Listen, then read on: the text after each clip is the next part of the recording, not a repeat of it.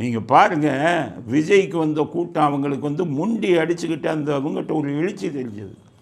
இவங்க கூட்டத்தை பாருங்கள், வேண்டா வெறுப்பா எல்லாரும் அப்படியே உட்காந்துருக்காங்க.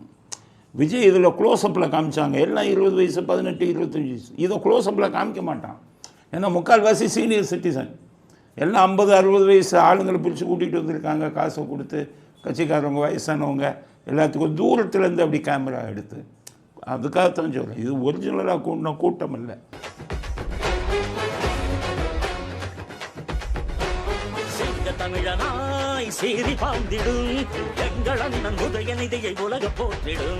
விஜய்க்கு கூடிடுச்சு, அதை நம்மளும் காமிச்சு மக்களை ஏமாற்றணும். ஓ, இவங்களுக்கு கூட மக்கள்னு அவ்வளோ முட்டாளா அப்படின்னு சொல்லி பாருங்கள். கொஞ்சம் புதுசாக திங்க் பண்ண வேணாம். புளியை பார்த்து பூனை சூடு போட்டுக்கிச்சும்பாங்க. புதுசாக திங்க் பண்ணுங்கள். அந்த விஜய் வச்ச மாதிரி நடுவில் அந்த நடை மேடை ராம்புன்னு சொல்லுவாங்க, அந்த நடை மேடை அதே மாதிரி வச்சு விஜய் அதில் தான் நடந்து வந்தார், கையை காமிச்சார். அதையும் உருப்படியாக பண்ணாங்களா? இதில் என்ன பண்ணிட்டாங்க, கட் அண்ட் பேஸ்ட் சினிமாத்தனம். விஜய் அந்த இதில் அப்படியே நடந்து வந்து 2 பக்கமும் கையை காட்டுவார், ஏறி குதிப்பார். அது ஒரிஜினலு. இவங்க எப்படி வராங்க, உதயநிதி, அதாவது கட் அண்ட் பேஸ்ட். எப்படின்னா கூட்டத்தை தனியாக காமிக்கிறாங்க, அந்த ரேம்ப் நடைமாடியே தனியாக காமிக்கிறாங்க. இந்த பக்கம் உதயநிதியை தனியாக கையை மட்டும் காட்டுறாரு. இதில் அந்த வீடியோ பாருங்க.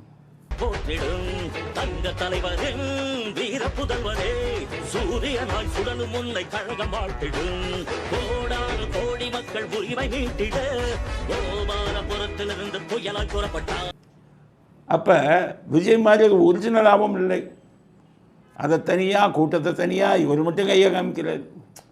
ஏன் அப்படி காமிக்கிறாரு அப்படின்னு பார்த்தீங்கன்னா, அப்பாவை நடக்க வச்சுருக்காங்க.